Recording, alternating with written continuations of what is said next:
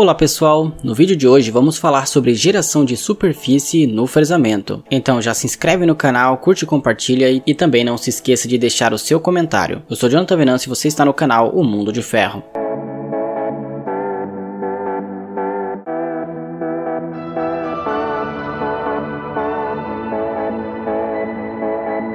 Bem-vindos ao canal O Mundo de Ferro. Como já solicitado no início do vídeo, não se esqueça de curtir, compartilhar e também de comentar e de se inscrever no canal. Sem mais demoras, vamos falar então sobre geração de superfície em fresamento. A geração de superfície em fresamento pode ser axial, radial ou esculpida, que depende do tipo de ferramenta que você está usando e o processo que se está seguindo. Vamos ver cada tipo a seguir então. Primeiramente, superfície axial gerada. O acabamento superficial gerado replicará o formato do fundo da pastilha. Uma pastilha com um raio de canto irá gerar cristas, que são montes entre uma passada e outra. O tamanho das cristas depende do raio da pastilha e do avanço. Veja a imagem que está aparecendo na sua tela. Com um raio de canto RE mais arredondado, as cristas são bem mais protuberantes. Com a fase paralela BS, que seria no caso uma fase alisadora, não temos o problema das cristas, porém deve-se atentar com o esforço de corte. Para gerar o melhor acabamento superficial em fresamento, é importante assegurar que o avanço por rotação seja menor que 80% da fase paralela ou fase alisadora. Conforme o diâmetro da fresa aumenta, o número de dentes e o avanço por rotação aumenta, necessitando assim de uma fase alisadora maior. Assim que o avanço por rotação exceder a largura desta fase, o batimento axial da fresa afetará o acabamento superficial. Para melhor acabamento superficial, use primeiro pastilhas alisadoras ou de fresamento com fase paralela ou fase alisadora pelo menos 25% maior que o avanço por rotação, segundo, pastilhas de Cermet para um acabamento espelhado e terceiro, fluido de corte para evitar abrasão. Isso aqui, pessoal, é no caso do acabamento. Vamos falar então um pouquinho sobre as pastilhas alisadoras. A fase alisadora ou fase paralela longa permitem o acabamento em diâmetros maiores.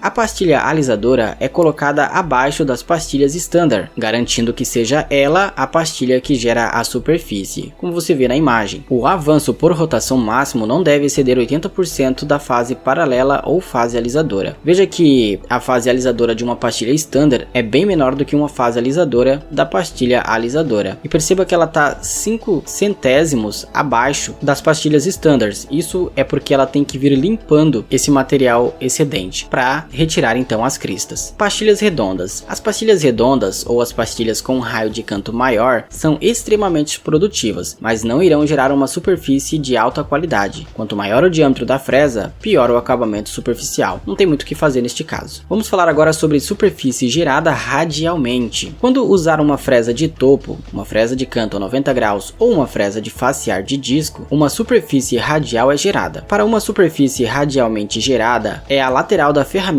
que gera o perfil. Cada dente produz um cúspide, em que a largura da crista é igual ao avanço por dente, e a profundidade da crista é determinada pela relação entre o diâmetro da fresa e o avanço por dente. O tamanho teórico da crista gerado, então, neste caso, é mínimo. Veja o cálculo nesta imagem na sua tela. A altura da crista é igual meio vezes o resultado do cálculo do diâmetro menos a raiz quadrada do diâmetro ao quadrado menos o avanço por dente ao quadrado. O resultado deste cálculo seria o tamanho teórico da crista gerada. Geração de superfície esculpida. Quando usar uma fresa ball nose, uma superfície esculpida é gerada, assim como você vê na imagem. Textura. A precisão de usinagem é dada de forma quantitativa, através do erro de usinagem. O acabamento usinado é expresso visualmente através da textura apresentada e quantitativamente através de sua rugosidade. A rugosidade é um tipo de desvio microgeométrico das peças usinadas. Ela aparece em todas as superfícies, independente de quão lisas possam aparentar ser. A rugosidade influencia significativamente na performance das peças de trabalho em diversos aspectos. A fim de produzir no produto uma boa qualidade estética, extensão de sua vida em serviço e redução dos seus custos de produção, a rugosidade deve ser precisamente especificada no projeto e cuidadosamente controlada na fabricação. A rugosidade de uma superfície fresada é gerada através de fatores geométricos, geometria da ferramenta e avanço, deformação plástica do material na superfície, vibração do sistema durante a usinagem, dentre outros. Diferentes processos de usinagem promovem diversos acabamentos de superfícies. Verificar o processo mais conveniente que forneça o melhor resultado superficial na etapa da manutenção é uma importante escolha no processo de manutenção. O método mais eficaz para a obtenção de menores índices de rugosidade superficial é através da utilização do processos de acabamento. Uma alternativa para a maior redução da rugosidade média pode ser obtida ainda com a utilização de processos complementares, visando o melhor acabamento superficial, assim como podemos ver nesta imagem. Perceba que o acabamento demanda muito mais tempo, até mesmo que a finalização, porém com ela já ganhamos bastante na rugosidade. Percebe-se então que os processos de usinagem com complementação, como o acabamento e finalização, podem melhorar a qualidade de uma superfície devido à redução de sua rugosidade. É importante abrir um parênteses aqui sobre a diferença entre rugosidade e textura, pois nem sempre uma peça acabada, espelhada, tem menos rugosidade do que uma peça com ranhuras. Isso porque a rugosidade depende da altura dos picos entre uma passada e outra, e não do quão uniforme ela esteja. Influência dos parâmetros de corte na superfície gerada. As condições da superfície são alteradas não apenas pelo processo, mas principalmente pelos parâmetros de corte aplicados. Os parâmetros escolhidos que não estejam adequadamente ajustados causam perdas, como desgaste rápido e quebra ou fratura da pastilha, além de perdas financeiras como má qualidade e morte das peças. O acabamento da superfície apresentará características diferentes dependendo do avanço utilizado, da rigidez do sistema, dos ângulos da ferramenta, do material da peça usinada, de algum eventual tratamento térmico do material da peça, do material da ferramenta, da cobertura da pastilha usada e do fluido de corte utilizado, quando for o caso. Compreender e avaliar esses parâmetros é fundamental para obter o perfil de rugosidade ideal esperado. Portanto, além da definição de um processo de fabricação específico, cabe também avaliar quais são os parâmetros de usinagem a serem utilizados de modo a otimizar o resultado final. Apesar de não ser recomendável o uso de fluido de corte no fresamento devido à redução da vida da pastilha, por vezes se torna necessário para evitar ou reduzir os desvios geométricos, dimensionais de peças por conta da dilatação térmica, ou ainda casos específicos que se deseja obter um perfil de rugosidade muito baixo na peça. No final das contas, vai depender do que você precisa no seu parque fabril. O controle da vibração é um fator importante para o acabamento superficial e para o bom desempenho do processo em usinagem. A vibração afeta o acabamento superficial da usinagem, a dimensão da peça, bem como a estrutura da máquina. Os parâmetros de vibração e a força de corte geralmente dependem das condições de fabricação, como o avanço, profundidade de corte, velocidade de corte, rigidez da máquina, ferramenta e da ferramenta de corte. Com o aumento do ângulo de inclinação da pastilha, a rugosidade da superfície diminui, enquanto que com o aumento do raio de ponta da ferramenta, a rugosidade da usinagem tende a aumentar. Este foi o vídeo de hoje, espero que você tenha gostado. Este assunto é bem importante quando você precisa de um acabamento espelhado ou baixa rugosidade, então você entender a diferença entre um e outro vai ajudar você a conseguir superar um obstáculo quando você quer atingir este objetivo. Não se esqueça de curtir, de compartilhar, de comentar e também de se inscrever. Eu sou Jonathan Venâncio e obrigado por assistir a mais um vídeo no canal O Mundo de Ferro.